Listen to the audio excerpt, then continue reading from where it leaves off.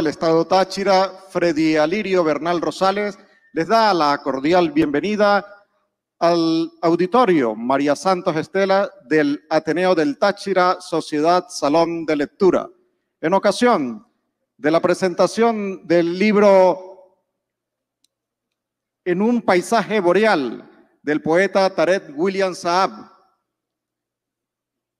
Para ello vamos a iniciar con la interpretación musical a cargo del maestro Antonio Martínez Méndez, quien nos deleitará con su repertorio musical en ocasión de esta 17ª Feria Internacional del Libro, que en esta ocasión obtiene el estatus de binacional con la presencia de hermanos de la República de Colombia, del norte de Santander.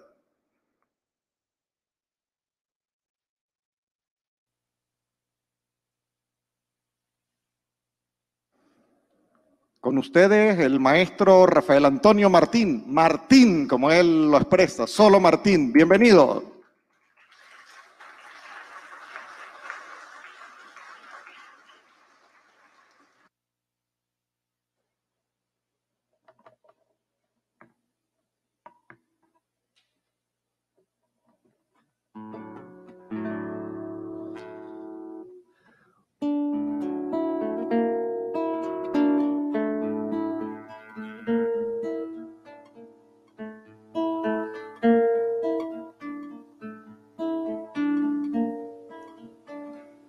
Un sombrero viejo en la pared,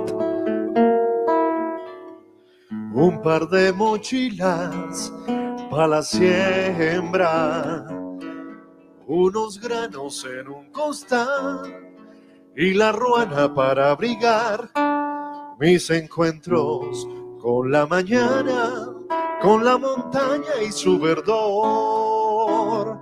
Epa, Casimiro, ¿cómo está? Ya tiene los bueyes preparados. Venga, tómese un café y pregunte por don José, que temprano se fue a ordeñar a la vaquita Picaflor. No hay mejor espacio donde pueda yo vivir que en esta pradera donde existe la grandeza de ser y una suave brisa que me besa la piel en el arrebato del aroma de este campo. No hay mejor espacio donde pueda yo vivir que en esta pradera donde existe la grandeza de ser y una suave brisa que me besa la piel en el arrebato del aroma del café. Un sombrero viejo en la pared, un par de mochilas para la siembra, unos granos en un costal y la rana para abrigar mis encuentros con la mañana, con la montaña y su verdor. Epa, Casimiro, ¿cómo está? Ya tiene los bueyes preparados. Venga, tómese un café y pregunte por don José, que temprano se fue a ordeñar a la vaquita Picaflor. No hay mejor espacio donde pueda yo vivir que en esta pradera donde existe la grandeza de ser y una suave brisa que me besa la piel en el arrebato del aroma de este campo. No hay mejor espacio donde pueda yo vivir en esta pradera donde existe la grandeza de ser. Y una suave brisa que me besa la piel en el arrebato del aroma del café.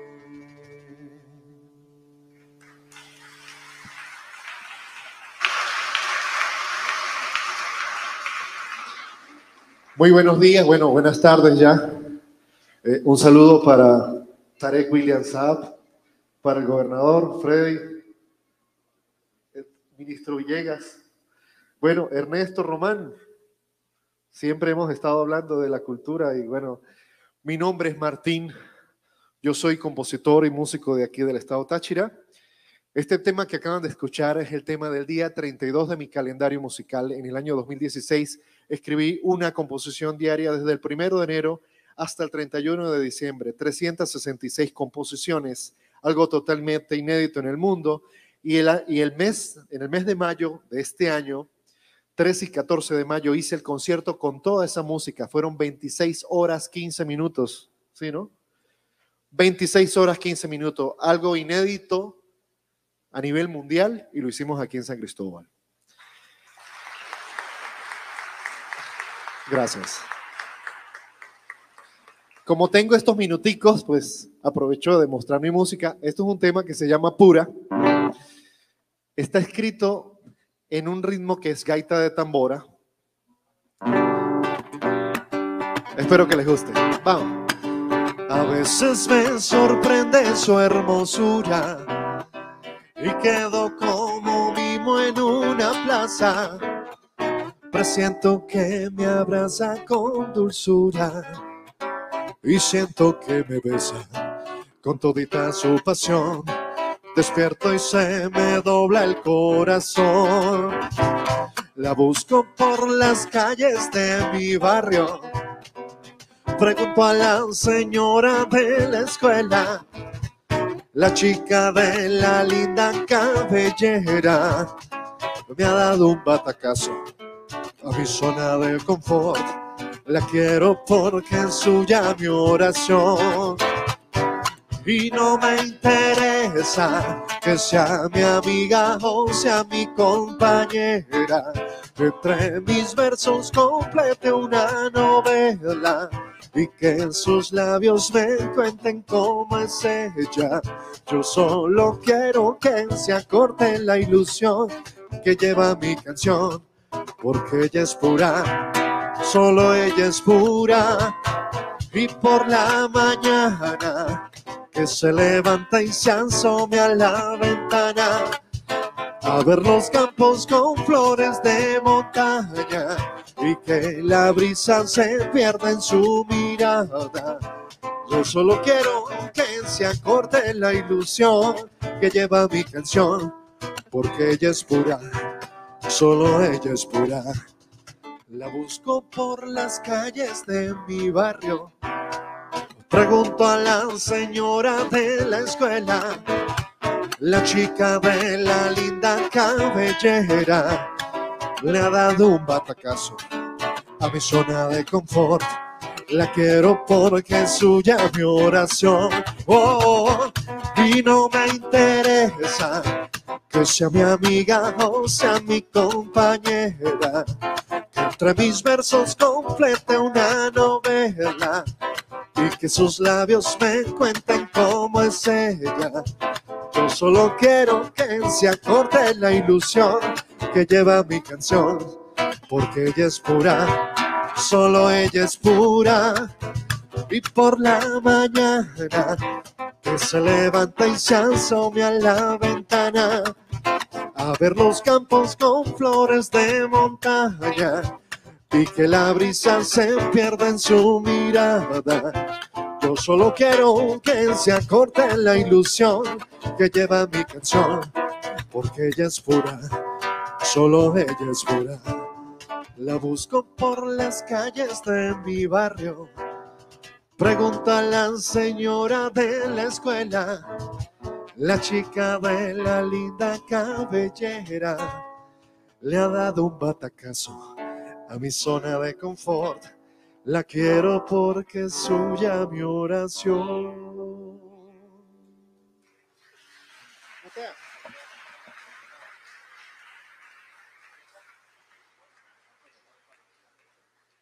Bueno, y como el tiempo es oro, vamos a hacer un último tema. Sí, ya termino. Es un joropo venezolano. Soy cuatrista además. Espero que hayan disfrutado este ratico. Maestro.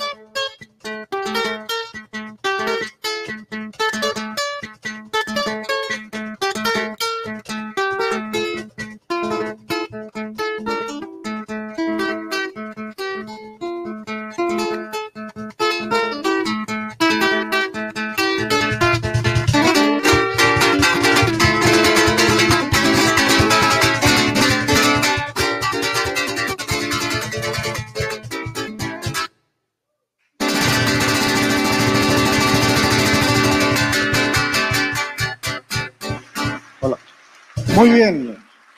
Con este aplauso despedimos al maestro Martín, quien representa al hombre del campo, al hombre de la aldea tachirense que se ha modernizado y que hoy trae a nosotros ese talento adquirido a través de la entrega, de la constancia. Ahora, con esta interpretación, pasamos al acto formal de presentación y bautizo en nuestro estado Táchira de la obra del también poeta Tarek William Saab, En un paisaje boreal. Invitamos para esta parte al maestro y poeta Ernesto Román Orozco para que haga uso .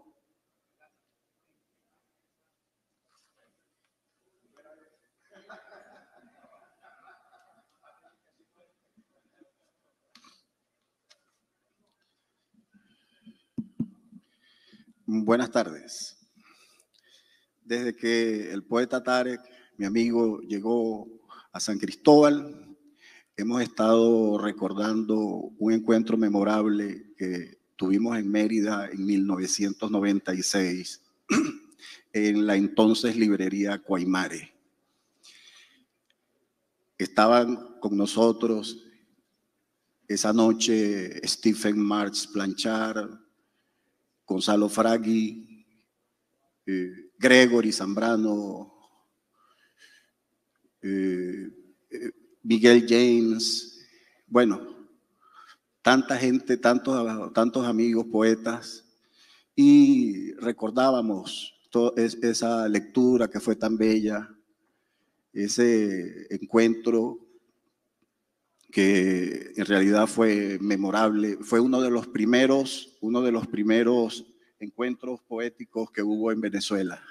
Ahí estuvimos Tarek y yo en Mérida. Mérida en ese sentido siempre ha llevado la vanguardia desde ese punto de vista, ¿no? Desde el punto de vista de la literatura.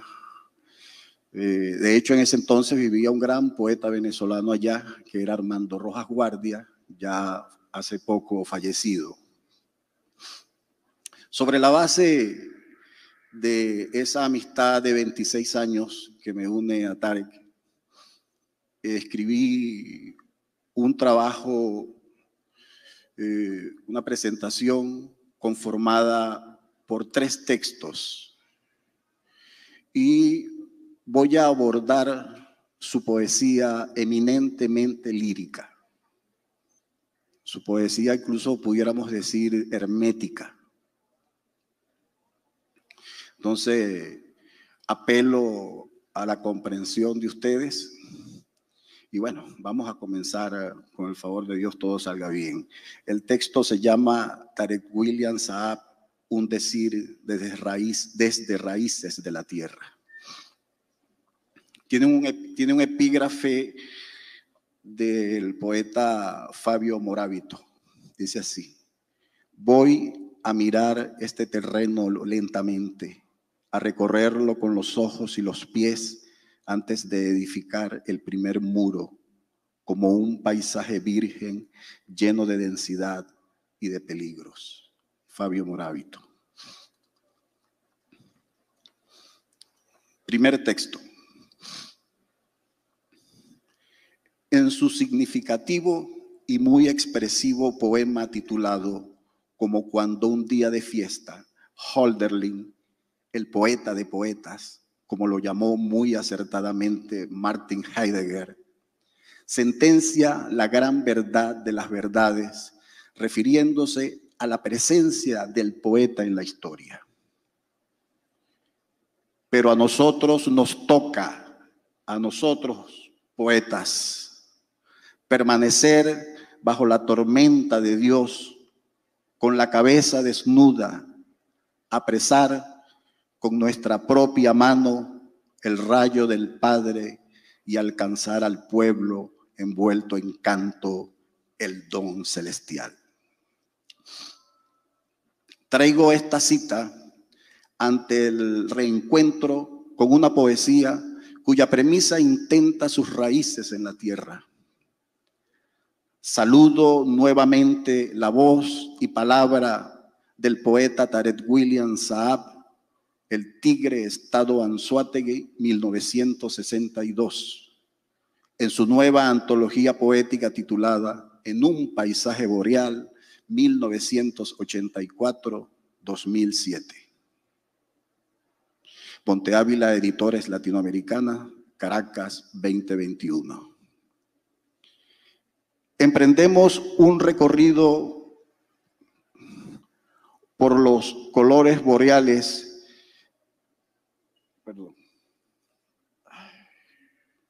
Emprendemos un recorrido por los colores boreales de su poesía que despierta inquietudes e indecisiones sobre una única pregunta: ¿qué hacer en esta vida si no desciframos honduras?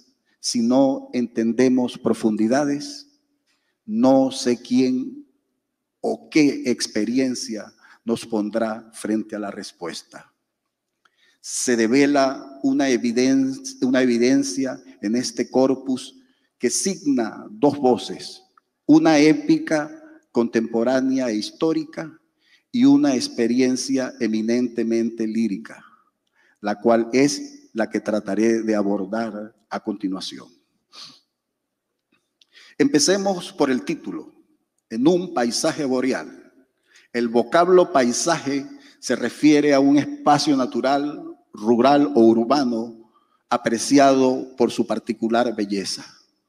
Boreal, como adjetivo, nos propone un encuentro con Bóreas, el dios griego del frío viento del norte. Así pues, releemos el título del libro que hoy nos reúne y observamos ese espacio donde la espiritualidad recobra su origen en el primer lenguaje, el poético. Y lo poético, en su pureza lírica, es canto, no en balde Museo, hijo y discípulo de Homero, proclamó que cantar es el más dulce placer de los mortales. Pero a veces, específicamente en la poesía de Tarek William Saah, nos encontramos con lugares telúricos en su palabra que nos lleva al poeta argentino Héctor Murena en varias de sus sentencias. La poesía existe para salvar al mundo. La multivocidad de cada palabra acepta la imprecisa índole humana. Restaurar con el poder de su amor la unidad de todo lo que vive.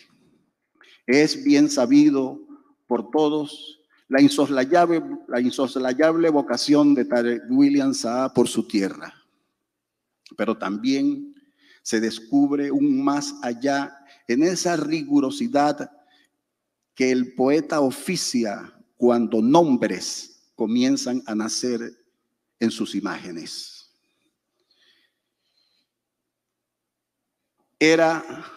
Cito un poema de Tarek, era la ceremonia fugaz de Heráclito, el ritual donde resucitamos sin saber 2 veces el mágico fulgor del mismo río. Entra el gran Heráclito, filósofo presocrático de la escuela jónica.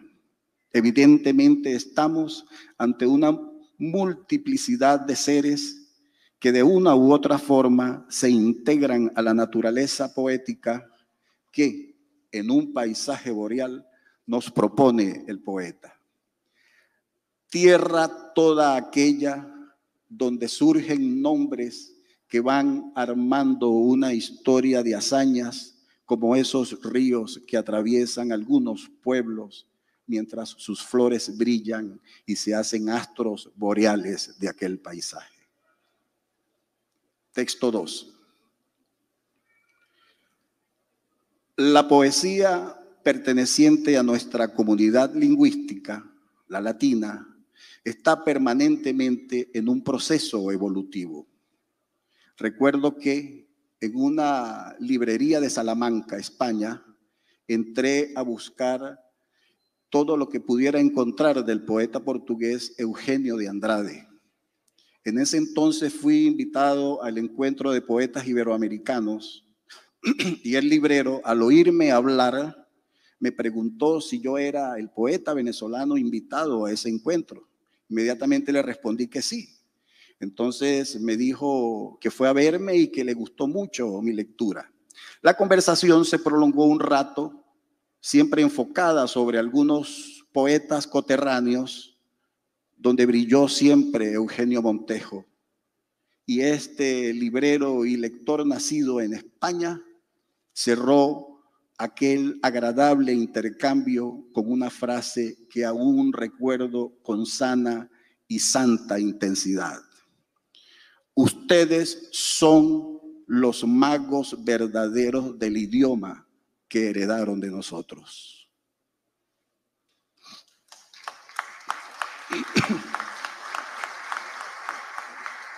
Comento esta anécdota, pues en mi arduo caminar por los versos de En un paisaje boreal, coincido con poemas que son irredentos ejemplos de una nueva claridad. Expresado esto con palabras del poeta Edgar Allan Poe, la otra belleza nueva.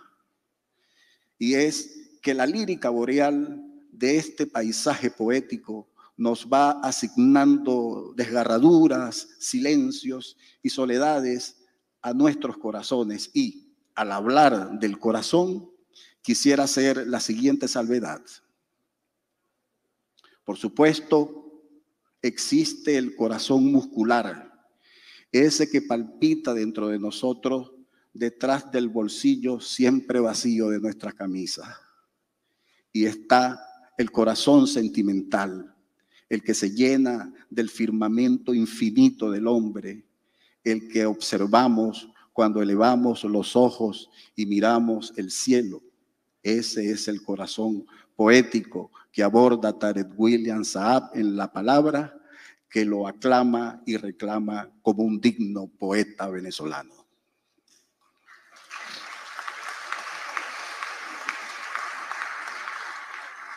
Quisiera recalcar que el poema titulado Dos Existo, página 128, es un acto confesional desde un intrincado territorio de imágenes que nos invitan hacia ese adentro a descifrar la claridad.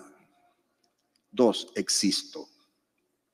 Existo como una prolongación ausente del paisaje. A media luz del viento, en vano dormimos al sol de Mapanares. Ninguno sabe si habrá la hora de la calma. Ninguno sabe si habrá el tiempo donde algún caballo resuene su signo sangriento en la llanura. Hoy que ningún pájaro vino a soñar en mi ventana, solo un árbol guarda la memoria. La rata dorada dio un salto en el vacío.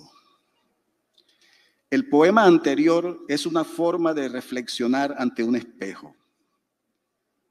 En esos momentos en los cuales nos llenamos de respuestas sin orígenes, sin preguntas, no gratuitamente el poeta Juan Liscano, ese gran poeta nuestro, a este respecto nos dice: el poeta se mira y se pierde en el espejo de los mitos. Le asisten en esa hora los ángeles, los demonios y con ellos los dominios celestes y plutónicos. En este poema la simbiosis surge desde el título del mismo libro, En un paisaje boreal, esperando una prolongación ausente, es decir, que no llega el paisaje donde el viento frío del norte, que es el norte que el dios boreal regenta, comienza a perder su luz. Pero el sueño, aquella aventura de espíritu, se cierne bajo la inclemencia de un sol de Mapanares, título del poema conformado por dos breves episodios. Una imagen de la naturaleza exulta el poema Dos Existo, convirtiéndolo en observador utópico de un universo arrebatador, poético. Hoy que ningún pájaro vino a soñar en mi ventana, solo un árbol guarda la memoria. Con este texto solo quiero develar la zona lírica, la lámpara eterna en la poesía de Tarek William Saab, en este corpus que tiende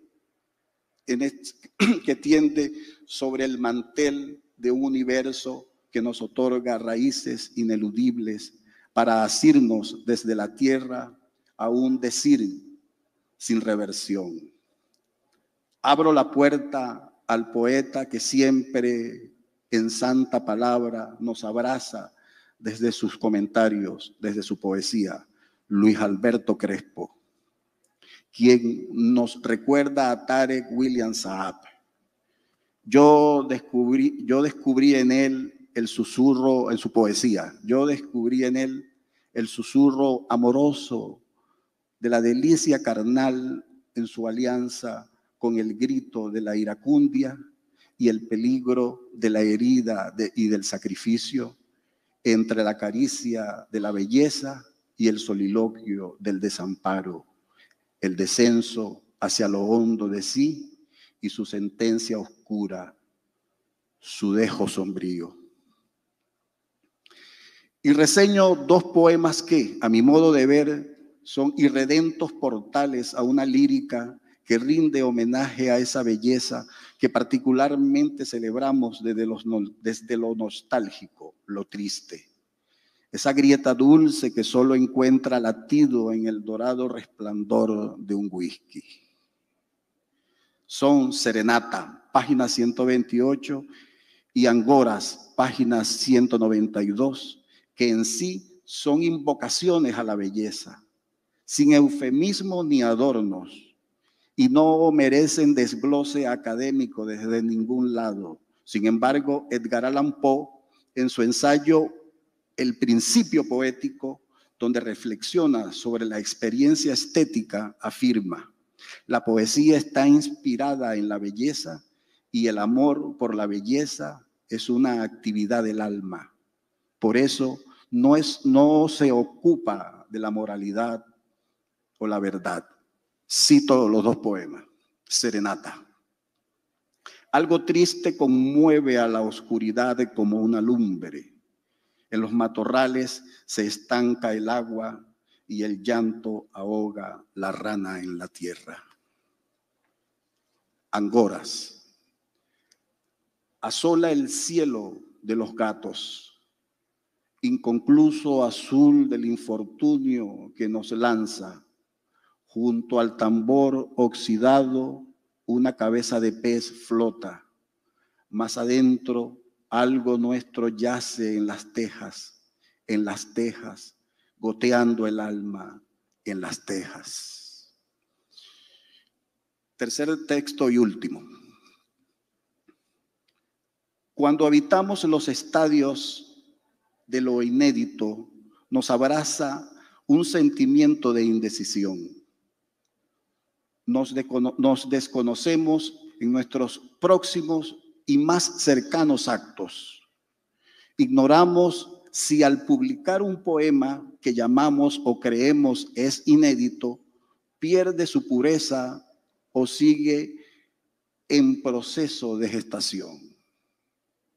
Lo que sí comprobamos quienes cometemos la escritura poética es que estamos siendo objeto de una forma de estado de iluminación.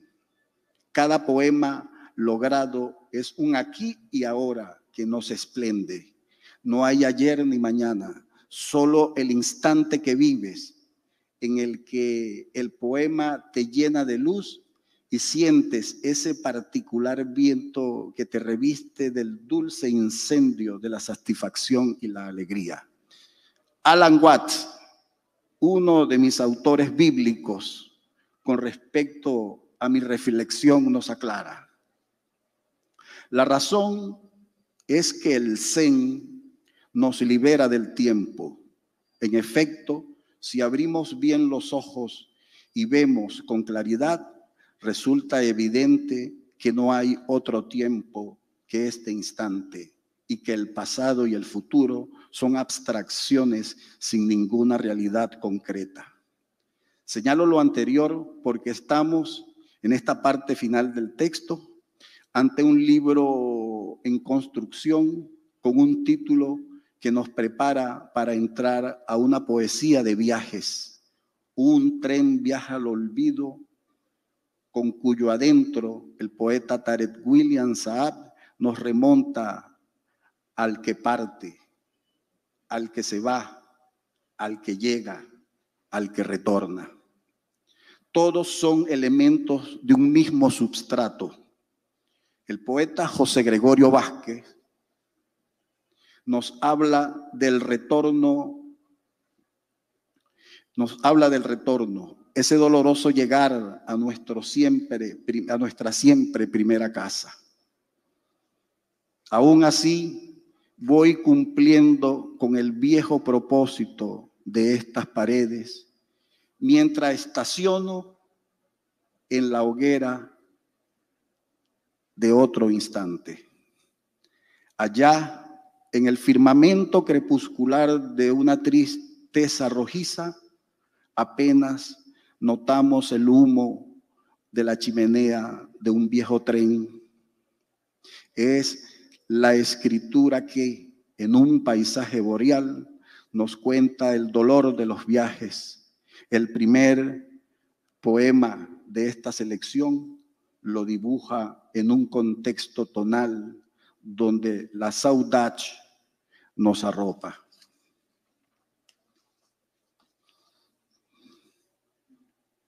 Uno. El tren recorre el cielo oscuro de la medianoche y en sus andenes vacíos viajo del olvido hacia ninguna parte. Un tren recorre los fondos del alma a la medianoche y en sus andenes vacíos solo viaja el recuerdo. Al terminar esta aventura donde reinó la poesía, sé que muchas apreciaciones importantes de mi lectura de En un paisaje boreal quedarán rezagadas. Voy en este tren y veo cómo las casas a orillas del camino se hacen pequeñas ante la vertiginosidad de lo instantáneo. Ir hacia ninguna parte es, en esencia, el verdadero viaje hacia la vida, es decir, hacia nosotros mismos. Los poetas casi siempre celebran desde sus corazones irritados, esos que se llenan del firmamento infinito del hombre, el que observamos cuando elevamos los ojos y miramos el cielo. El poeta dice: miro hacia adentro como un fogonazo de luz, la sonrisa triste de mi padre muerto. Imágenes de una extraña belleza flotando junto a mí desde la eternidad, regresando de un largo sueño. Celebro esta lectura. Es un whisky de Dios este reencuentro. Confirma que a veces no nos equivocamos cuando declaramos un pacto con todo lo agrietado. En este contexto, el poeta Freddy Ñáñez, en su hondo viraje, nos dice: verás que las distancias se comprimen y no hay lugares opuestos, que los mapas están hechos de señas y de sombras. Verás que la diferencia entre cerca y lejos son tus ojos y que la luz es lenta como ellos. Conocerás en suma la noche y te será vedado decirlo. Por eso, un tren viaja al olvido, recorre en un paisaje boreal los silencios de un poeta y nos llenamos de sombras que perfuman nuestras tristezas con un aroma a mandarina, como si Tarek William Saab le estuviera arrancando las conchas a un ánima bendita. David Cortés Cabán, en sus palabras introductorias a este corpus, muy acertadamente señala: y no es, por supuesto, que la poesía de Tarek William Saab sea totalmente compleja, pues sabemos que la creación busca sus propios caminos y que muchas imágenes poéticas nacen como un reflejo de experiencias imposibles, a veces de desentrañar. Estamos frente a un poeta que nos lleva por inusitados rumbos, un poeta cuya sensibilidad no oculta lo que hay como corriente impetuosa en la interrelación de sus versos. Pero el poeta alza la voz. No crucé el tramo de la abundancia, solo arrecié mi corazón bajo los clavos. No se descifra ni se desglosa en ecuación alguna lo críptico en la poesía. Para eso están las imágenes con su poder de claridad que te enseñan a percibir. Insisto en lo hermético al relacionar las imágenes poéticas con el hecho de ejercer u oficiar la estética como una manera de sutileza.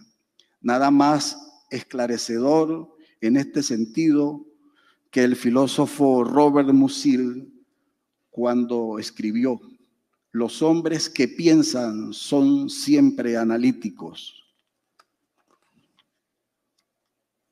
Los hombres que piensan son siempre analíticos. Los poetas son analíticos porque toda imagen es un análisis involuntario.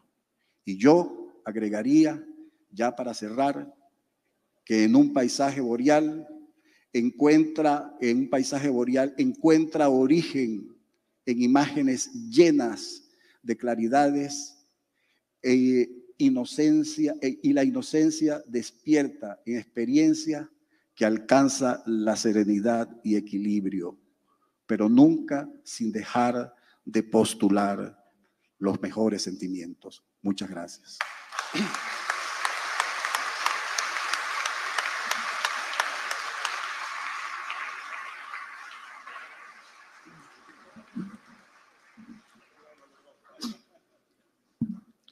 Bueno, con la interpretación, la internalización, la profundidad con que el poeta Ernesto Román nos ha hecho de esta obra literaria del también poeta Tarek William Saab, procedemos con las aguas del río Torbes, convertida hoy en pétalos que guardan y recogen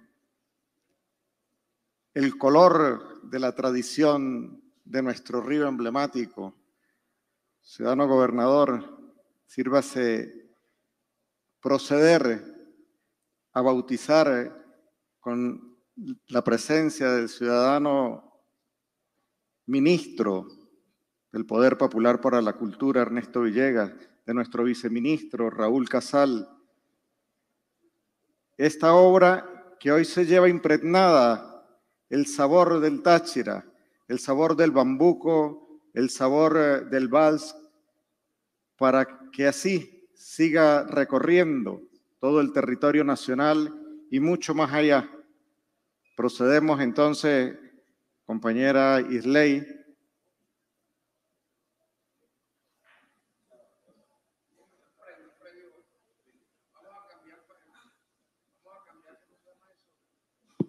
Por petición aquí del poeta. Sí, solo decir lo siguiente. ¿Qué puede decir un gobernador ante tan excelsas palabras de estos hombres que nos acompañan? Solo decir lo siguiente.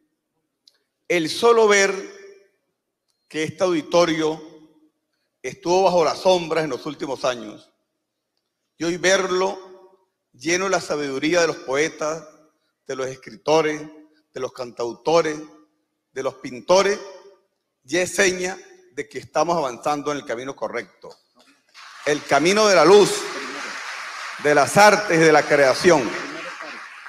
Por eso para mí, como gobernador del estado, me da una profunda satisfacción que tengamos de ayer la Filben en su edición número 17 y que no solo hayamos traído a poetas del Táchira, sino a poetas del norte de Santander, lo cual es un paso también en el camino correcto de esa integración que nunca se ha parado, indistintamente de las posiciones del lado de Colombia. Y hoy pues hemos tenido nada más y nada menos que al fiscal general de la República, que es poeta, a Frei Ñáñez, ministro de Comunicación, que es poeta, y a nuestro compatriota Ernesto Villegas, que no es poeta, está practicando para hacerlo. Entonces, imagínense qué honor para nosotros los tachirenses. Y como lo comentaba ahorita con Tarek, ver este auditorio full de creadores desde hace varias horas que tenían tiempo que no tenían un espacio para reunirse, para soñar, para cantar, para conversar. Es para mí una inmensa satisfacción. Así que bueno, bienvenidos señores diputados del Consejo Legislativo que nos han estado acompañando desde ayer, demás autoridades de la gobernación del Táchira, ciudadana juez rectora del Estado Táchira. Bueno, solo decirle que tengan en este humilde servidor un hombre para seguir promoviendo las artes, la cultura y fundamentalmente los sueños de seguir viviendo con amplitud. Que Dios lo bendiga. Ahora de nuestro compatriota, ministro de Cultura, Ernesto Villegas Poljap. Gracias, Freddy. Bueno, gracias, muchas gracias. La poesía también llena salas.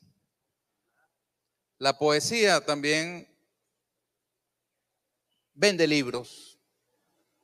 La poesía llega a los espacios donde a la política le cuesta llegar, donde a las ciencias y otras disciplinas humanas les cuesta llegar. Que nosotros tengamos hoy el privilegio de contar en Venezuela con autoridades públicas que no es que deciden de un día a otro incursionar en la poesía, sino que llegan a tales responsabilidades con un trayecto ya andado en ese campo, es un signo del proceso de transformaciones revolucionarias que ha tenido lugar en Venezuela.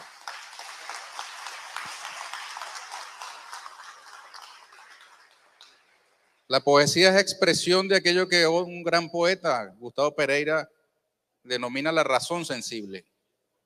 Hombres y mujeres en ejercicio de su razón sensible que expresan a través de la poesía sus sentires, sus percepciones, sus dolores, sus tristezas, angustias, esperanzas, sueños y alegría. Por eso es tremendamente reconfortante asistir a una actividad como esta. Vienen compañeros de Colombia, del norte de Santander, hermanos nuestros. Yo le quito las comillas donde las haya a la palabra hermano y hermana cuando nos referimos a Colombia. Nunca jamás esa hermandad está entrecomillada, es plena, redonda, absoluta, como la luna llena, como diría el comandante Chávez. Una hermandad verdadera. Precisamente para bombardear esa hermandad, para impedir esa hermandad, han tratado de sembrar por décadas, por siglos, distancias, enfrentamientos, incomprensiones entre nuestros pueblos. Nos temen unidos, temen a la unidad de Colombia y Venezuela, de Venezuela y Colombia, porque temen a Bolívar, porque temen la potencialidad que juntos tenemos. Se da ahora la primera oportunidad en 200 largos años de comenzar a transitar un camino en el que no reine la planificada y programada hostilidad entre nuestros países. Para Colombia es una novedad que tengan una vicepresidenta afrodescendiente.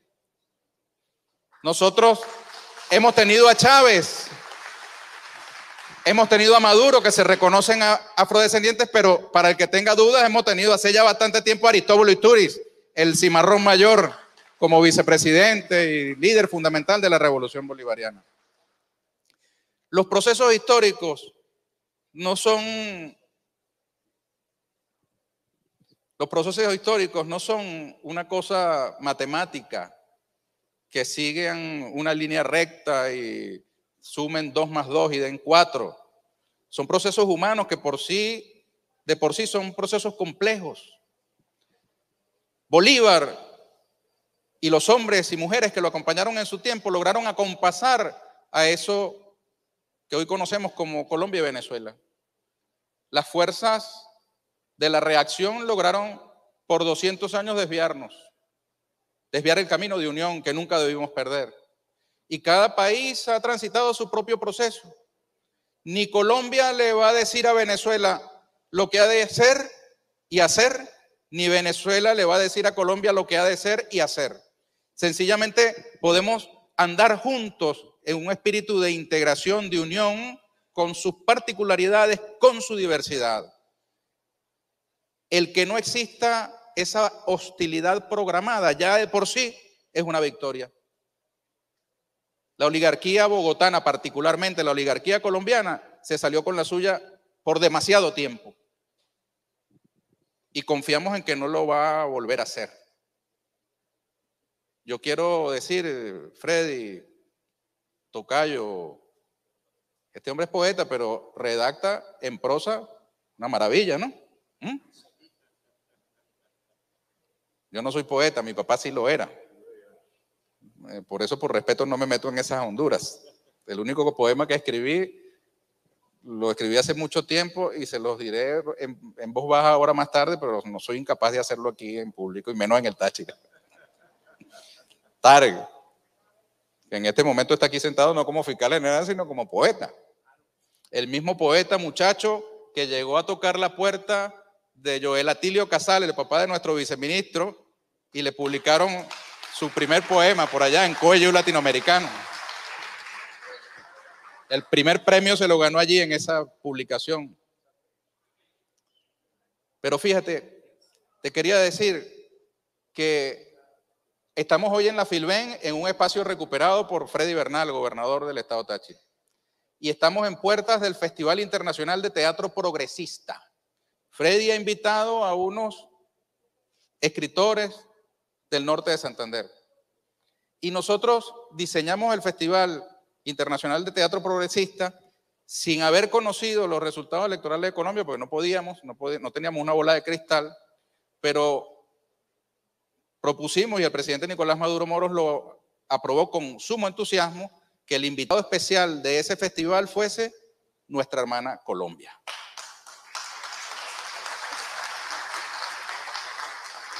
Y mira, invitamos al más progresista de los teatros que puedan hacerse en nuestro continente, que es el Grupo La Candelaria, dirigido por Patricia Ariza. Cuando diseñamos aquella grilla, inventamos ese festival, no podíamos imaginar que la historia iba a convertir a Patricia Ariza en la ministra designada de Cultura del presidente Gustavo Petro.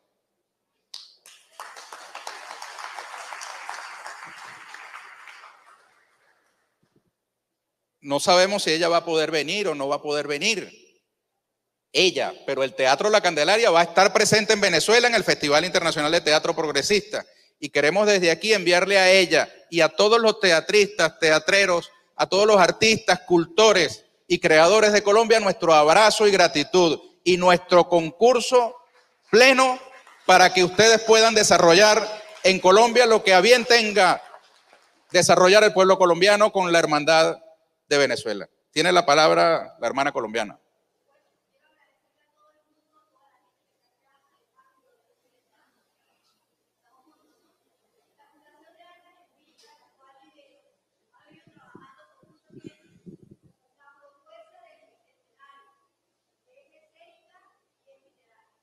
Ahorita las dos presentamos el libro Entre Plumas y Espadas, que le devuelve la voz a las líderes sociales del Catatumbo, a las mujeres heroicas de antes y de ahora. Y la propuesta del Bicentenario tiene a Simón Bolívar, Francisco de Paula Santander, Miranda y todas las mujeres que los acompañaron. En ese festival de teatro, la Fundación de Artes Empíricas quiere estar. Cúmplase. Así sea. Del 29 de julio al 7 de agosto. Y aquí se me ocurre, Freddy, que como hay unos arreglos que quizá tengan cierta complicación para llegar hasta Caracas, pero ¿por qué no nos inventamos aquí en caliente que Táchira se asuma como subsede de ese festival y aquí en este mismo lugar se presente el teatro? ¿Ah?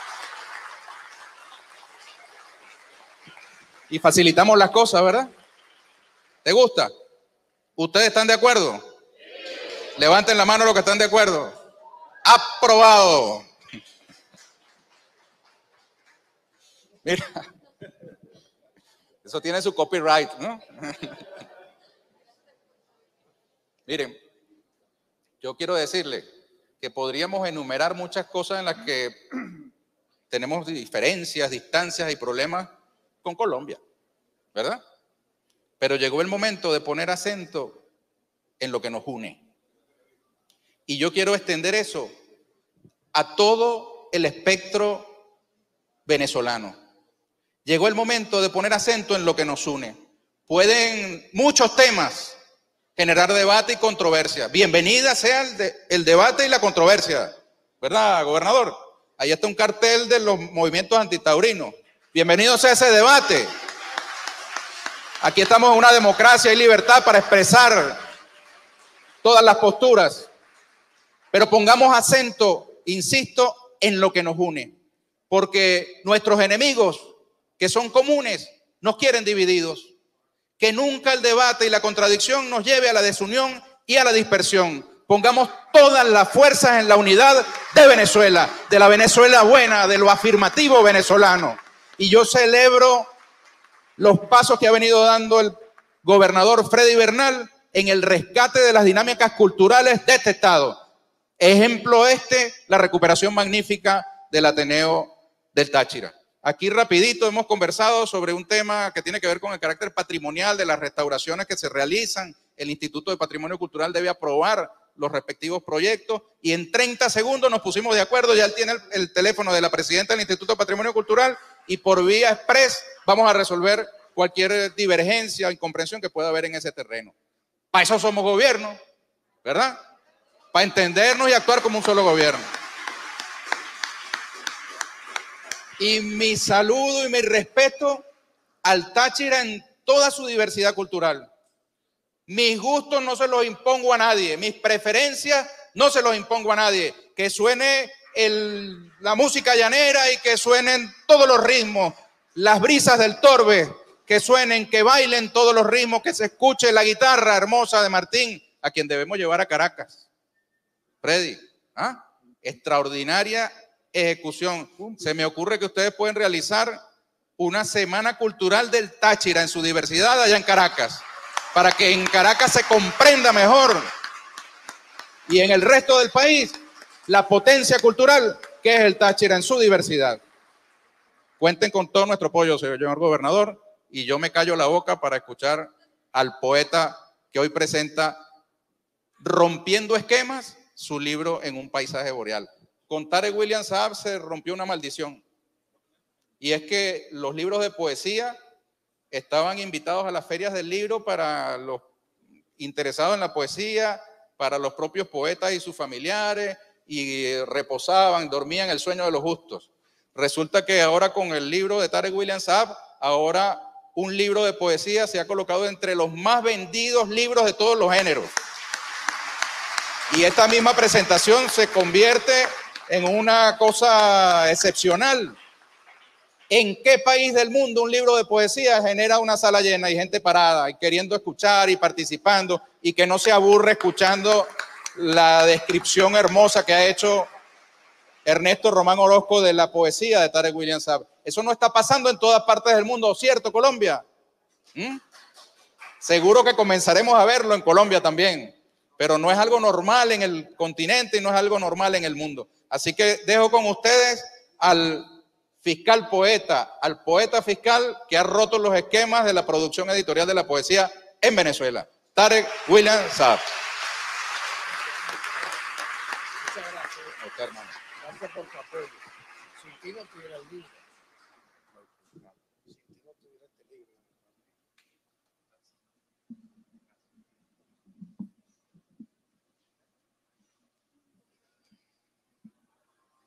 Gracias. Bueno, muchas gracias en primer lugar a este público que es ejemplo, se lo he dicho al gobernador Bernal, lo dijo también el ministro Villegas, ejemplo de disciplina y de devoción a la creación y a la cultura, porque la gran mayoría de los que están aquí sentados están sentados desde la mañana, de las 10, y ya son. Entonces eso merece un aplauso. De verdad lo felicito. Y vamos a recordar esta anécdota, ¿no? que hoy nos engalana acá en San Cristóbal. En primer lugar, bueno, agradecer al ministro de Cultura, Ernesto Villegas, y a su viceministro, Raúl Casal, acá presente. Ustedes creen que es tímido, pero no crean. Ese tiene un humor producto de la herencia de su padre, Joel Atilio Casal. Bien lo recordaba Ernesto. Mi primer premio de poesía lo obtuve en un concurso de una revista legendaria en los años de oscuridad que reinó en Venezuela, los años 80, 90. Existió la revista Coeyú Latinoamericano, que se divulgaba, créanme, no solo en Venezuela, sino en América Latina. Y Joel, el padre de Raúl, viceministro de Cultura, comenzó a promover la poesía a través de un concurso internacional. Lo ganó en esa edición, en el año de 1986, si mal no me equivoco, una nicaragüense poeta nacional, Claribel Alegría, creo, fue. Y yo fui primer finalista y vi por primera vez en una revista de esa magnitud publicados mis poemas. Y a partir de allí me nació la inclinación de concursar en certámenes literarios, porque yo decía, bueno, si es tan difícil publicar, ¿será que tendré que concursar en certámenes literarios para haber publicado mis libros, mis poemas? Y así fue. Y pude comenzar pues esa carrera ya formal, ¿no? Pues siempre es bueno recordar nuestros orígenes, de dónde venimos. Y por ello agradezco muchísimo pues al ministro de Cultura Ernesto y al viceministro Raúl Casal que hayan tenido la delicadeza pues de publicar esta antología nuestra, que tiene un epílogo de un nuevo libro. Lo hizo Ernesto Román de una manera muy esclarecedora, muy fraterna. Él termina su ensayo hablando de Un tren viaja al olvido. Es un libro en formación que aspiramos culminar este año. Escribir poesía no es nada fácil, créanme. Es más fácil el cuento, la narrativa, el ensayo, pero escribir poesía tiene una mística, una técnica inclusive diferente, porque tú tienes que tener, yo se lo comentaba a él, el ritmo interior, que es la música, diferente a la poesía del siglo XIX, del siglo XVIII, que era una poesía rimada. El verso libre es muy difícil porque en el verso libre tú no puedes dejar de tener la musicalidad que guarda la rima tradicional. Y debo agradecer entonces al gobernador Freddy Bernal, un gran amigo de hace 30 años, la oportunidad que nos ha dado de estar acá en este escenario para compartir con ustedes esto que no es una arenga. O sea, leer poesía no es igual a dar un discurso, no es igual a dar una proclama en una plaza. Tiene que tener un sentimiento y una manera diferente. Ya ustedes lo saben, muchos de los que están acá conocen ese trayecto. Quiero agradecer igualmente la presencia de mi señora madre, mi hermana, mi esposa, acá presente, porque uno tiene que tener siempre ese origen, no olvidar de dónde venimos. Y como no quiero olvidar de dónde uno viene, yo quisiera comenzar a entregarles esta lectura desde lo que fue nuestro, vamos a decir así, nuestro primer libro, nuestros primeros poemas ya formalmente escritos a partir de aquel lejano poema Lluvia, que yo escribí teniendo unos 15 años, viendo la ventana del salón de química. Disculpen los químicos que estén acá. Nosotros somos químicos porque de físico no tenemos nada. No entendieron el doble chiste. Entonces yo veía en la ventana caer la lluvia, golpeando el ventanal, y eso me quedó como una imagen recurrente que siempre está en mis poemas, ¿no?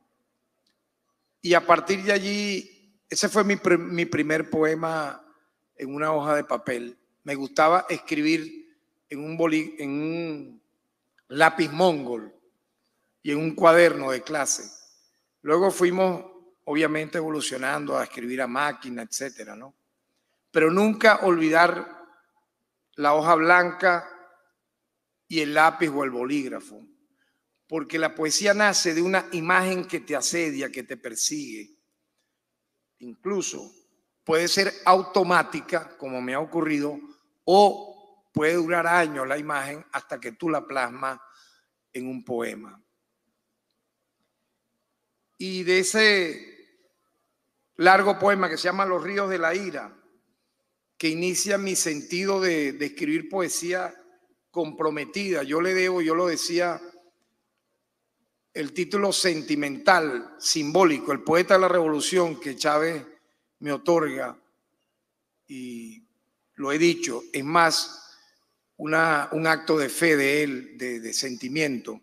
Se debió a este tipo de poesía que yo reivindico, debo reivindicarla siempre. Yo tendría un poco más de 20 años cuando escribo estos versos que están en la introducción que escribe Cristian Farías a mi libro En un paisaje boreal. Dice así: hoy he dormido con el alto sol en mi cama. Giro suavemente mi cadera a un costado del cielo y con mis ojos velados miro incendiarse entre el vacío al color rojo de Orión. Y como en una pradera de brillante escarlata, siento mi cuerpo rodar entre las lenguas del fuego, llameante cuesta abajo, y en un asalto voy aniquilando a mis enemigos que caen con un poco de sal en los labios. Son poemas iniciáticos que le dieron pie, y quisiera comenzar mi lectura de esa manera, cronológicamente de los primeros libros, los primeros poemas, hasta los más recientes que guardo acá en esta carpeta. De ese libro llamado Los ríos de la ira. Un poema que yo le llevé, créanme estas cosas, ¿no? Ustedes obviamente tienen esa memoria. Yo se lo llevé manuscrito al comandante Chávez, preso en el cuartel San Carlos. Recuerden que Chávez estuvo preso febrero y marzo, si mal no me equivoco, en el cuartel San Carlos. Luego, al formarse una larga cola de peregrinaje, tal vez lo recuerde Freddy, en el cuartel San Carlos, de gente que iba a verlo, y Carlos Andrés Pérez pensó, bueno, este es un loquito que ¿quién lo va a tomar en cuenta? Pero él por ahora sembró una esperanza.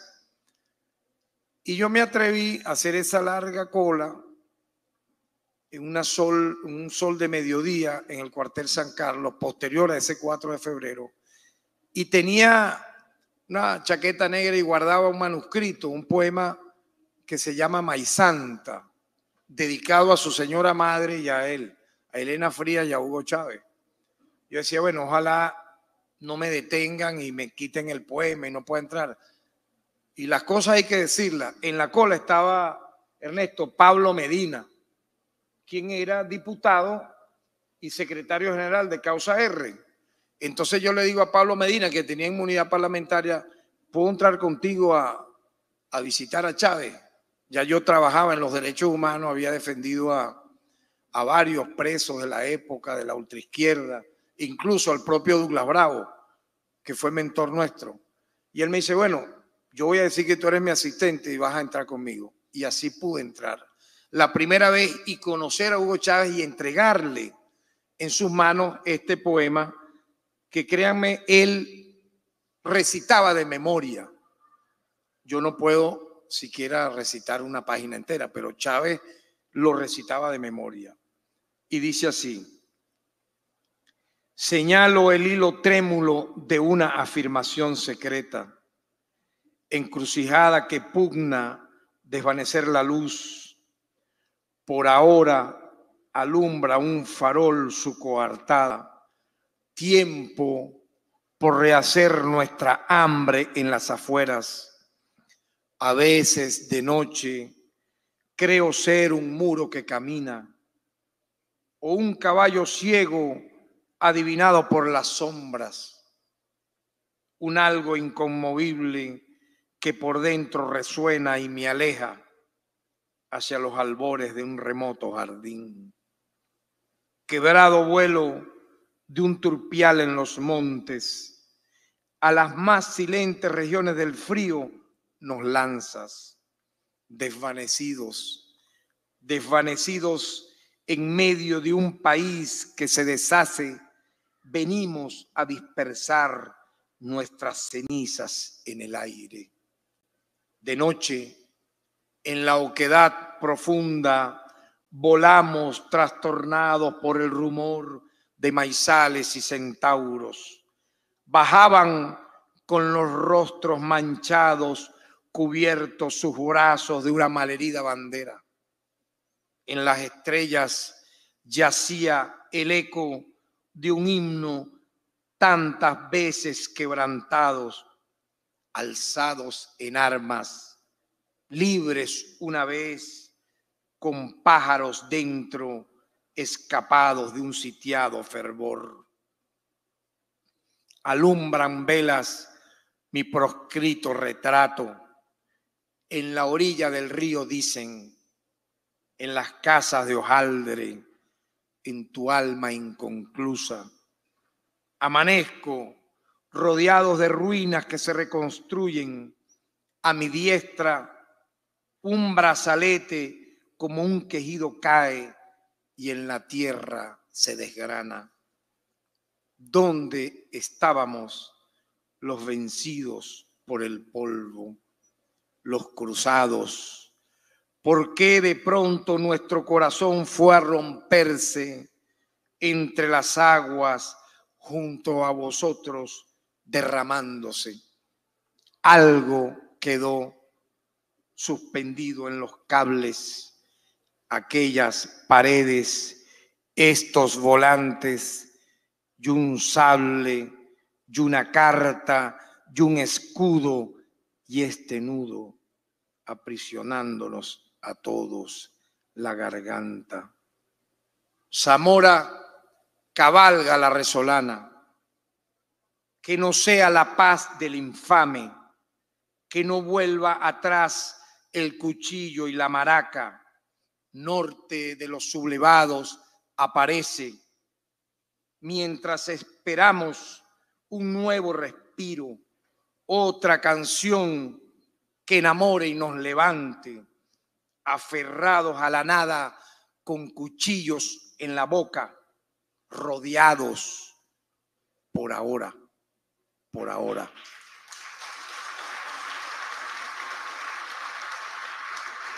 4 de febrero de 1992.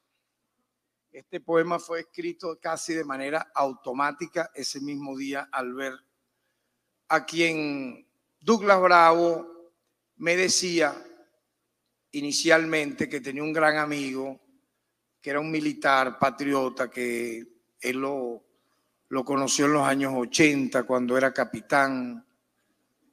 Él me hablaba mucho de ese militar, a quien yo vi una vez en la casa de Cristian Farías, si mal no recuerdo, en la Isabelica, posterior a los sucesos del 27 de febrero de 1989, a una reunión clandestina que asistió a verse con Douglas Bravo, porque se conocían desde principios de los años 80, es una historia ya pública, gracias al profesor Adán Chávez, un gran hermano, un gran amigo, muy querido, que conocí siendo yo estudiante de la Escuela de Letras y presidente del Centro de Estudiantes de la Escuela de Humanidades. Me tocó ser dirigente estudiantil en la ULA a principios de los 80.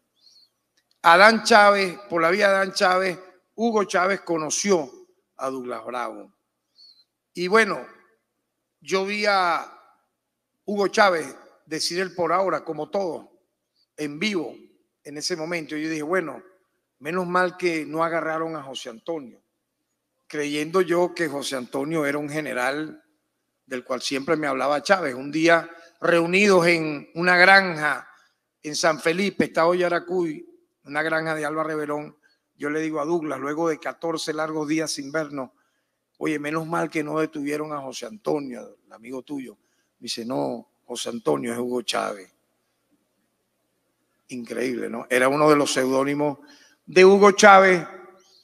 ¿Quién iba a imaginar luego que lo íbamos a conocer y tratar tan de cerca? Y por ello siempre es bueno recordar de dónde venimos. Igualmente, por esos años, yo no voy a leerles todo ese primer ciclo nuestro.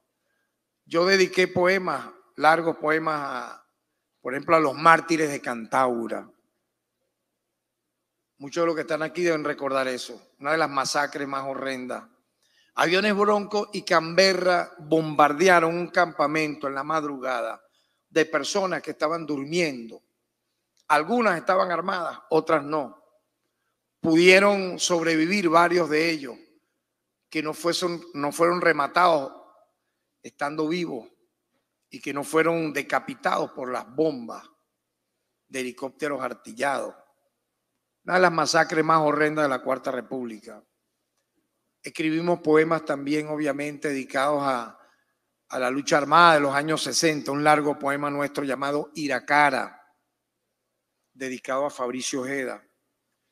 Pero les voy a leer uno que escribimos en la añoranza temprana, recién ocurrido el Caracazo. Y está acá en este libro, en esta antología que se llama ¿Quién disparó contra el nido del pájaro? Es difícil escribir poesía, algunos la llaman poesía política, otras la llaman poesía comprometida, otras la llaman poesía social. Pienso al final que es poesía, que pudiera recrear algún momento histórico, pero que debe cuidarse de ser literalmente panfleto. Dice así este poema. Venidos en diligencias sostenidas por animales, pasan los soldados. Cargan en el brazo derecho un puñado de sangre bañada con sables. Regresamos cabizbajos. Ellos desde una tanqueta de acero meditan. General, quiero decir con toda claridad y sin falsas modestias que creo haber cumplido adecuadamente mi deber. Yo aquí hago una cita textual de lo que dijo el general Ítalo del Valle Allegro. Él dijo que cumplió su deber, masacrar al pueblo de Caracas. A su salud, vuestra merced. Hoy las calles saludan con pañuelos a media asta. Tiempo de tregua. Las niñas tapiadas en sus cuartos no podrán ir al colegio. Desde hace 2 días confundo celebración con tiniebla. avanzar hacia los altos de la horqueta, desperdigados en números de 100. No pude, mi general. Ayer vi caer una familia en pleno. Una cuadra completa se derruía a mis pies. Boquearon los farallones a la hora del gallo. ¿Quién consagró el espanto, el espectro del colono? ¿Quién a esta guardia lo aventó del sepulcro? El tirano Aguirre hubiese querido rendir sus fuegos esta madrugada de febrero. Seguro su sentir tendría el olor de la pobrecía que niebla al día. Su figura, ¿acaso también acusa la misión del mayoral, el mismo que hoy golpea su pecho ante la poca hazaña? Esto que voy a leer textual lo dijo Ítalo del Valle Aliegro. Mi mayor satisfacción habría sido llevar a cabo la misión sin costo alguno. Puedo afirmar con el mayor respeto por mi pueblo que la cifra exacta de personas muertas durante esos eventos es de 277. Como si 277 fuesen hormigas que alguien aplasta, ¿no? No fueron 277, fueron aproximadamente 3.000 personas masacradas. Muñecos de anime o de nieve caídos como barajas en el Cinzano, solo 277. Así parecido a sacar mariposas del fondo de una red y hacerlas estallar en el aire. Alcemos otra calavera de vino contra la pared. Brindemos por tan baja monta. Los fantasmas no hablan, tampoco quienes cuentan los huesos al otro lado del río. Yo era una muchedumbre que abanicaba el cólera. Bajando con un palo demarqué mi destino. Ahora hablo al borde del arcano amurallado en el centro de una fosa. Yo era un humo que jamás afloró sino en la tierra del cannabis y el hambre. Nuestra memoria afloró un pacto con el eterno.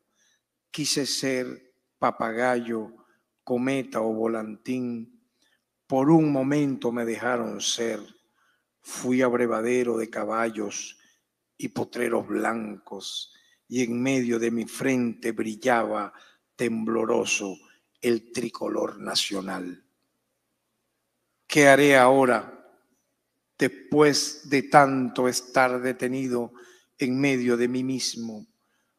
¿Cuál puerta abrirán al sueño si el resto heredado por siempre es un hacha amolada con las manos de Dios? 27 de febrero de 1990.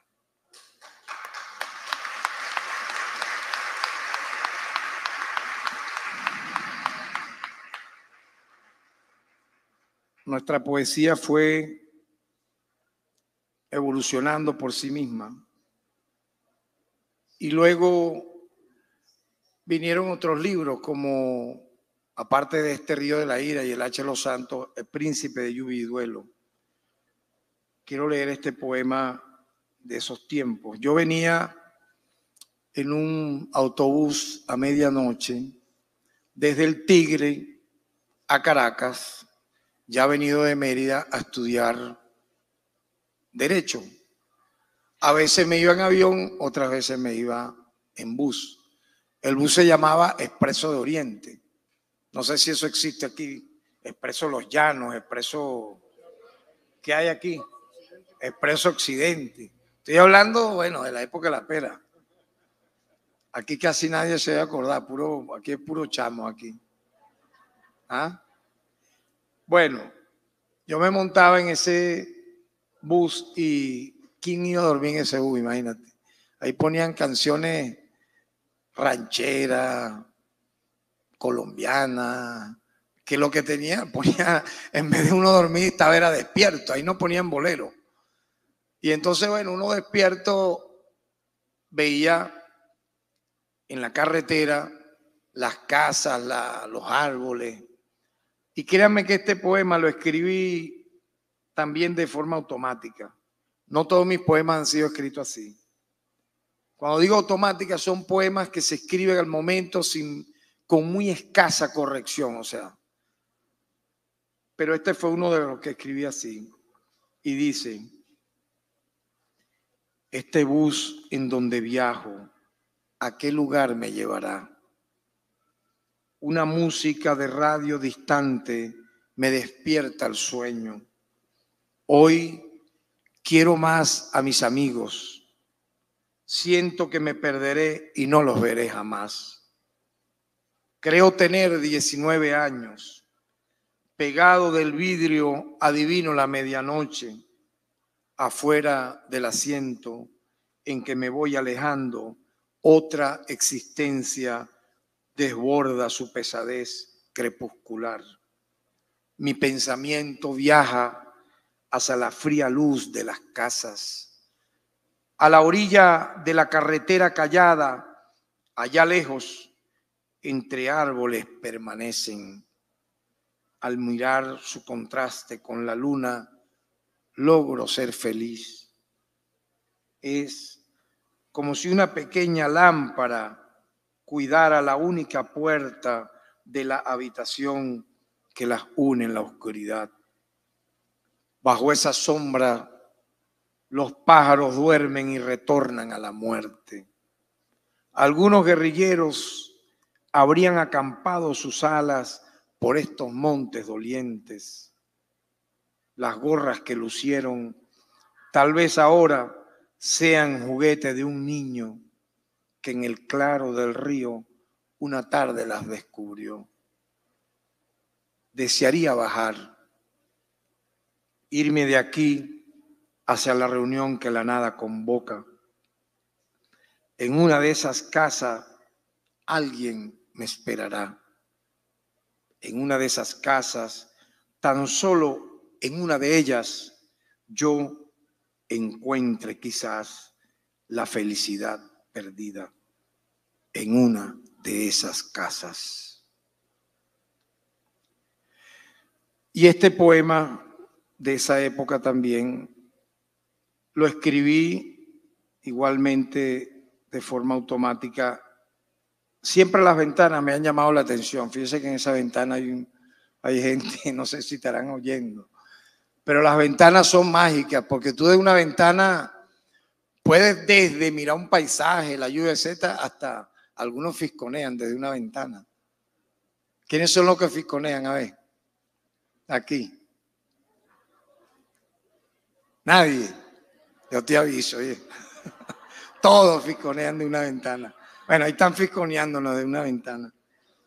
Yo tenía una ventanita ahí en un cuarto. Yo vivía en La Trinidad, una zona bastante agradable del este de Caracas. Y en esa zona donde yo vivía en una segunda planta, se veía una colina, una cima.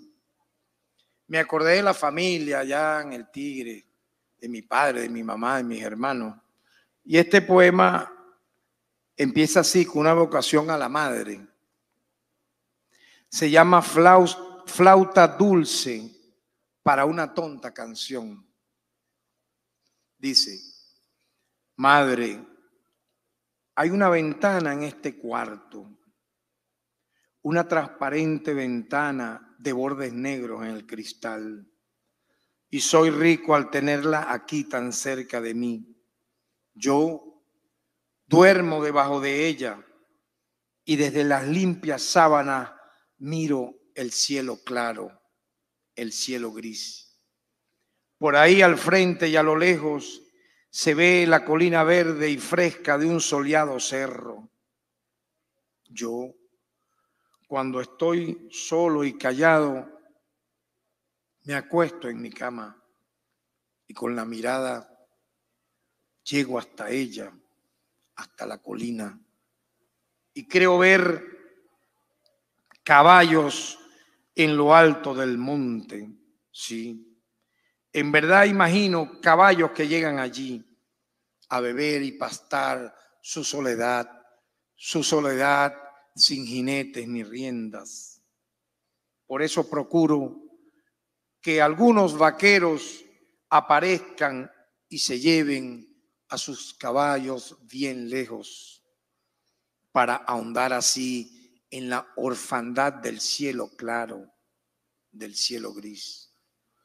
Ahora pasa un pájaro oscurecido en la cima de la cresta verde y azul, y me alegro mucho al mirar su vuelo de pluma lejana en la luz, y me alegro de alegría muda, como se alegraría un niño al sentir el agua por primera vez.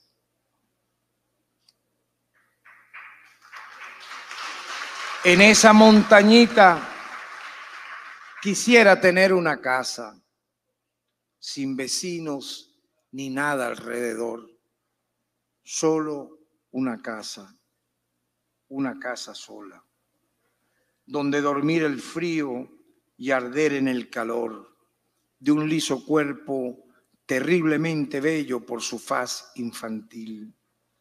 Eso quisiera, no sé. Últimamente se han ahondado los misterios de estas cruces y solo nos calma la certeza de morir.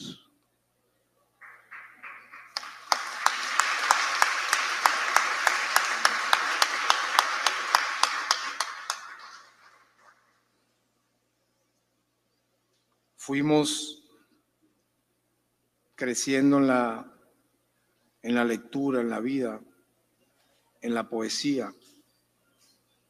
Y obviamente al uno ir creciendo, uno va mirando nuevos paisajes, nuevas aventuras. Y cuando uno ha creído en ese largo camino que son los libros publicados, que son las vidas vividas. Un libro no es que publiqué un libro, son las vidas que has vivido para poder llevarlos a ese libro. Un día, la historia es real, Fidel Castro, un hombre muy culto, créanme que lo conocí muy de cerca y puedo decir que un hombre letrado, más allá de su liderazgo mundial, lo que es Fidel Castro. Una persona que conocía, que le encantaba tratar con escritores, con poetas, leer. Hice una larga amistad con él que empezó, obviamente, luego de la victoria del comandante Chávez a la presidencia. Visitaba muchas veces a Cuba siendo diputado, luego siendo gobernador. En una de esas veces que lo visité, diciembre del año 2005, había ocurrido un trágico evento en Pakistán, un terremoto que asoló esa tierra que algunos dicen es el país más pobre del planeta, pero tiene la bomba atómica. Es como una escisión de la India, Pakistán. Imagínense dónde fuimos a parar, por culpa y gracias a Fidel. Pakistán queda cerca de Rusia, de China, etcétera. Y él insistía ese día que yo lo voy a visitar en diciembre del 2005, en que yo fuese a los campamentos de médicos cubanos que estaban allí atendiendo a las personas que perdieron sus casas en Pakistán, a los huérfanos, a las familias. Fueron por un mes y se quedaron 6 meses. Eran 30 campamentos de médicos cubanos esparcidos en toda Pakistán, que llegaban hasta el Himalaya. Ahí llegué yo, por culpa y por gracia de Fidel. Allí se inauguró la brigada Henry Reeve, que debiera merecer el Premio Nobel de la Paz, porque cuando hubo el COVID, que nadie quiso porque apestaba y podía morirse la gente si atendía a un enfermo con COVID, ellos llegaron, fueron los primeros médicos internacionales y los únicos que llegaron a Italia, así como han recorrido el mundo. atendiendo gratuitamente a personas para salvarles la vida. De ese viaje, que duró un poco más de una semana, yo escribí 2 libros: Los niños del infortunio y Memorias de Gulán Rubani. Yendo en un jeep con el hoy canciller Bruno Rodríguez, que era el viceministro de Relaciones Exteriores y jefe de la delegación de médicos cubanos en Pakistán, a principios de enero ya del 2006, donde yo decido pues aceptar la invitación que me hace Fidel de recorrer esos campamentos. Yo le dije, con mucho gusto voy a ir, pero yo quiero escribir un libro que pueda presentarse en la Feria del Libro de La Habana. Y él me dice, ¿cuándo es esa feria? Le digo, en febrero. ¿Y tú crees que vas a irte en enero y publicar ese libro, poder hacerlo? Le digo, seguro que sí. Luego él me dijo que se sorprendió de que lo hiciera. No porque no tuviera la capacidad, sino que en ese corto tiempo pudiera escribirlo. Y allí, viniendo en uno de esos, de esos paisajes terribles, vi, imagínense ustedes, un océano de carpas blancas. Me llamó la atención y le dije al vicecanciller Bruno en aquella época que quería bajar a conocer la gente, como curioso que somos los poetas. Me dice, oye, es peligroso, no hay seguridad, no sabemos qué podemos encontrar ahí, pues teníamos que bajar vamos a decir así, un declive para llegar a ese largo desierto de carpas blancas. Y allí, bueno, me encontré lo inenarrable. Ejército de niños sin padres, sin madre, de 4, de 5, de 8 años, de 9, de 12 años. Esposos viudos y viceversa. Pero lo que más observé fue niños huérfanos. Y en medio del viaje teníamos un traductor. Se me acerca una persona muy delgada de barba con una túnica blanca. Y uno de los que estaban allí me decía, no le hagas caso, que él está loco, él es un loco. Él se volvió loco, o sea, como que, imagínense, casi que es un leproso. Yo le dije, no, ya va, vamos, me detuve. Y le pregunté su historia. Rápidamente me la dijo, que tenía 20 años, que tenía 2 hijos y una esposa. Luego me dicen, él no sabe que su familia toda se murió por el terremoto y él está aquí, se volvió loco, pues porque no vio más a su familia. Eso me conmovió tanto que escribí ese libro, Memorias de Gulán Rubani y otros poemas. Y dice así este poema que se llama Gulán Rubani. Hay estaciones densas, expansivas en su haz luminoso, cortante sin presentirlo como un rayo en una velada traición a la desdicha. Gulán Rubani, de 20 años de edad, jamás conoció la placidez del Rin, tampoco la magia irreal del Amazonas. Su quieta mirada no pudo ver la espuma blanca y las aguas verdes bañadas de algas y líquenes que pueblan el mar. No vio el malecón de La Habana, no vio los bosques de Sherwood ni a Robin Hood, no vio los resplandecientes arenas del Sahara, ni oyó el Big Ben.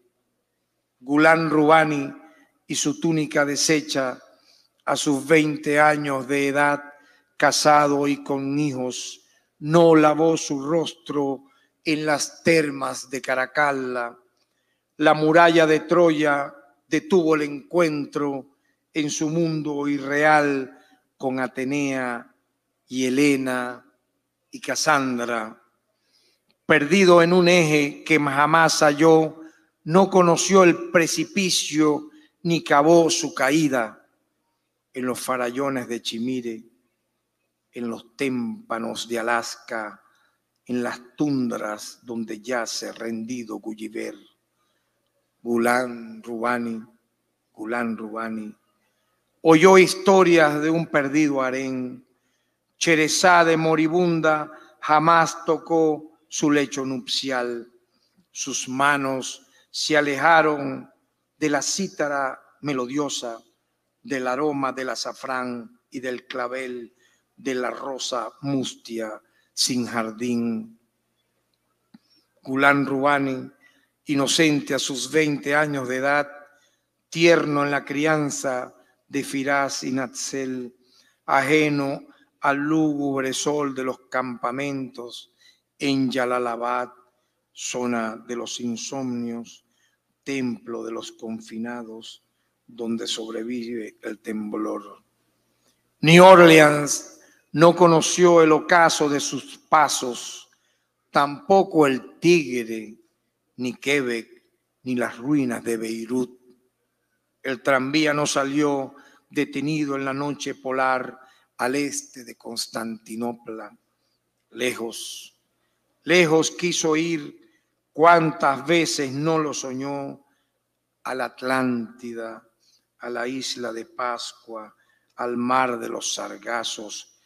Quiso ir a orar en los templos de Palestina, junto a Espartaco ganar batallas y llevar la gloria a las montañas de Nilón Belí, donde un día enloqueció.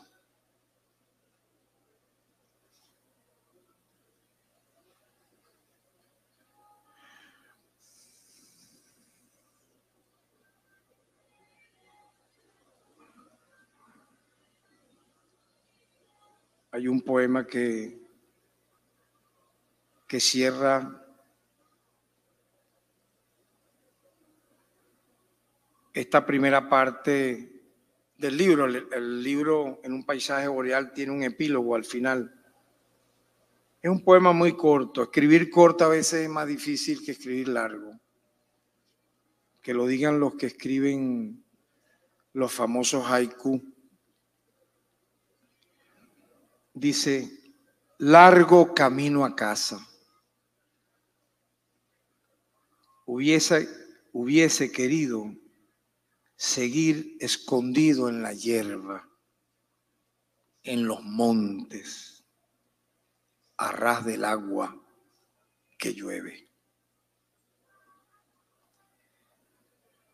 Y ya para terminar, obviamente tengo que ofrecerles algunos fragmentos de este libro que pudiera yo titular Un tren viaja al olvido.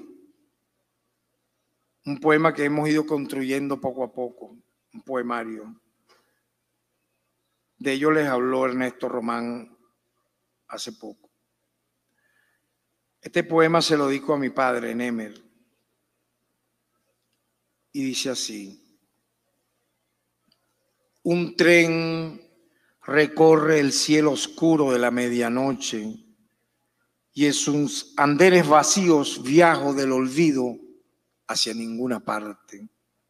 Un tren recorre los fondos del alma a la medianoche y en sus andenes vacíos solo viaja el recuerdo, aquel mundo desconocido que no pudimos ver jamás, ciudades remotas extraviadas en el misterio, idílicos paisajes, rostros de pálidas princesas disueltas entre luces y niebla.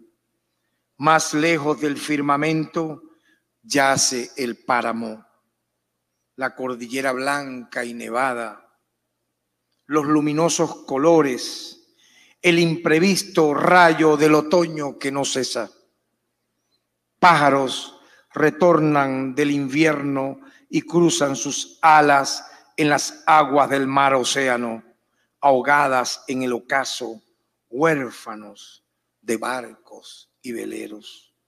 Conmigo regresan solitarios a los juegos y aventuras que tuve callado durante largas temporadas de riesgo. Lejos del calor y la paz familiar, que entraña la casa y su bullicio, a pie, corriendo tras la fantasía del nuevo día que parecía no llegar, donde en vez del libre amanecer, mis ojos solo avisoraron la interminable noche, corriendo en suburbios y callejones, hablando extraviado hasta la salida del sol en los portales de las casas, con amistades truncas y novias fugaces ya borradas en el viento, con el presentimiento de tener en mi morral una brújula para vagar en esquinas vacías, en cimas lejanas, estrellado en muros rotos, levantado milagrosamente de otras fracturas, esquivo los motores y al humo y su rudo engranaje, melancólico, caminando, con la fuerza de los nómadas que descubren plazas y parques y terrenos baldíos y cielos tras la niebla y el frío y árboles casi siempre sin nidos ni pájaros. Y semejante a una novela cuyas páginas permanecen blancas y limpias, ya al final del enigmático sendero, otra vez, una vez, igual a la pared que cierra su pequeña puerta y la abre, miro hacia adentro como un fogonazo de luz, la sonrisa triste de mi padre muerto. Imágenes de una extraña belleza flotando junto a mí desde la eternidad, regresando de un largo sueño.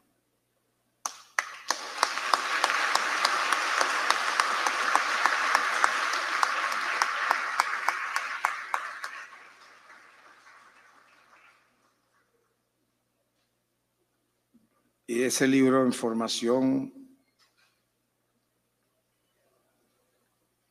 voy a leer el más reciente poema de ese libro en formación, que escribí también de manera automática.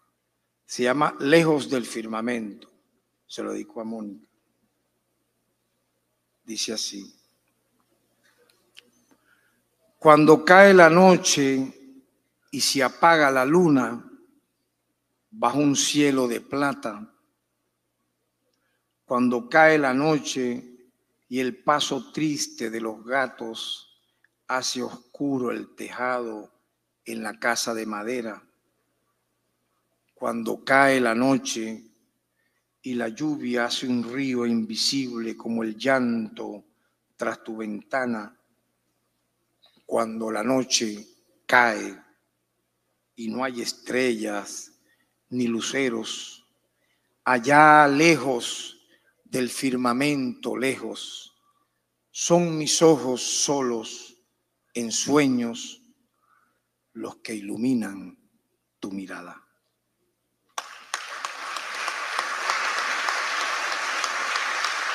¿Le gustan los poemas de amor?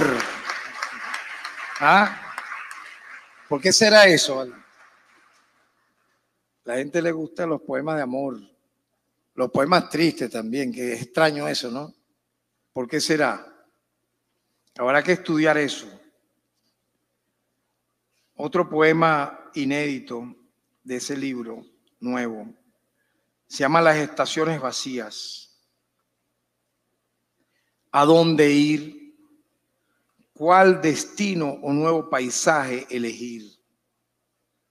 Al paso de tristes historias y antiguas edades que transforman el alma en un riel de estaciones vacías, en sembradíos de hojalata y clavos oxidados, en rosas de luto, en largas ausencias, en barcos de nieve lejanos sin viajeros, en desiertos de arena negra y farallones que se derrumban bajo mis pies malheridos, dando vueltas en la calle de vidrios rotos hasta cerrar la mirada para aprender de los ciegos un nuevo idioma sin abecedarios ni nostalgias y olvido.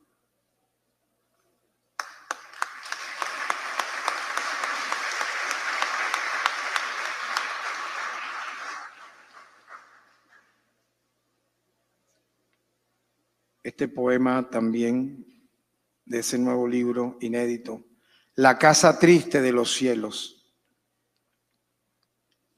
Lenta pasa el agua que dibuja el río por los secretos tejados.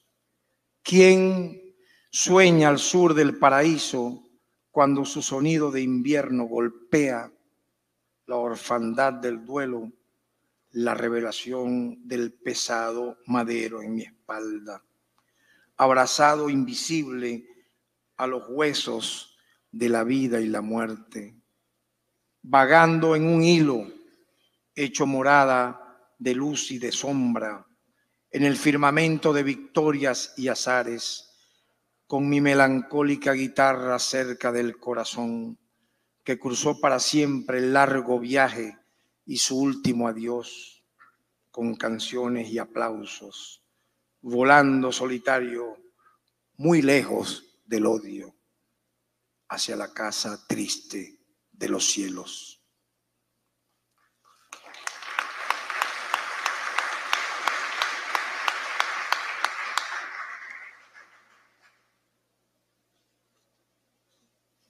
Yo he sido recurrente en una imagen siempre, no sé si les pasa a ustedes, a los dos Ernesto, a Raúl, a Freddy, a los que están acá, que es recordar nuestra temprana adolescencia. Eso tiene un valor sentimental muy grande. La primera etapa de la juventud. Es algo bonito. Yo siempre digo que la adolescencia tiene que ser intemporal, igual que la niñez, no borrarla. A pesar de las cicatrices del camino, uno tiene que mantener eso, porque te da la diferencia para no volverte una persona fría, cruel. ¿Quién no de jovencito se acostaba solamente en una hierba, en la grama de un jardín o de un parque, solamente a ver? Este poema se llama Desde la hierba. A la caída del sol, sin el resplandor de los pájaros, las nubes viajan al cielo del misterio. Dormido en la hierba, soñamos ser eternos, jóvenes errantes, mirando en la intemperie al barco de la desolación. Tan huérfanos de la noche y el alba, del crepúsculo y el río, navegando más allá de la muerte. Y termino con este poema. A veces mi mamá me dice que no lo lea porque es muy triste, pero no importa. Es un poema que también me inspiré allá en Pakistán. Es fuerte, ¿no? Ver esas imágenes. En menor escala la podremos haber visto algún momento en nuestras vidas, ¿no? La pérdida de los padres. Oración desde una tumba de madera. Quiero la alegría de ver a mis padres vivos por última vez y arrojar a su paso granos de maíz, sin la imagen perforada del suplicio, la inclemencia y el temor. Adiós, Padre, tus barbas blancas serán mi consuelo en las noches solitarias, amenazando con hacerme brasa de hielo en estas lejanas arenas de Dios. Adiós, madre, regazo de mis sueños, arroyo para el miedo que turba mi vigilia. Adiós a tu mundo solar, donde entro a descansar arrullado a tu misericordia eterna. ¿Quién programa en el mundo terrenal, donde el destino conoce su noria, los desencuentros, las separaciones, las despedidas? Todas tienen un halo de suave melancolía, al aroma de llovizna cuando roza la tierra, las flores, el rocío, las tejas. Cuando nos despedimos para no volver jamás, entramos en un bosque de eucaliptos, de cedros, de pinos silvestres y emprendemos un viaje sin retorno al paraíso. Atrás el humo expansivo de las fogatas, atrás el misterio marcado de un futuro señalado por la desdicha, atrás la vasta soledad de las tinieblas, atrás una caverna de nómadas, sus varas incendiadas al viento, atrás el eco invisible de las rocas, atrás el ocaso de un porvenir que nunca llega, atrás la fría llovizna, el dolor infinito de una trunca madrugada, atrás, más atrás aún todavía, cegado por la oscuridad de unos ojos, la memoria de un reino crucificado por las tumbas. Muchas gracias.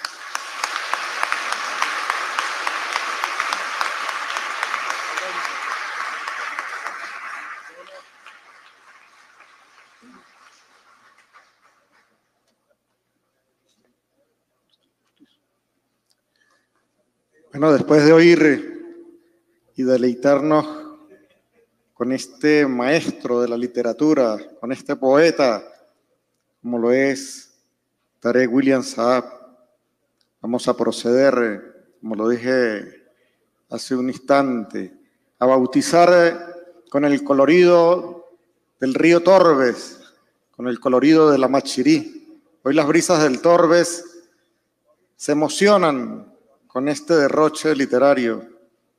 Vamos a invitar al señor gobernador, señor ministro de Cultura, señor viceministro, Raúl.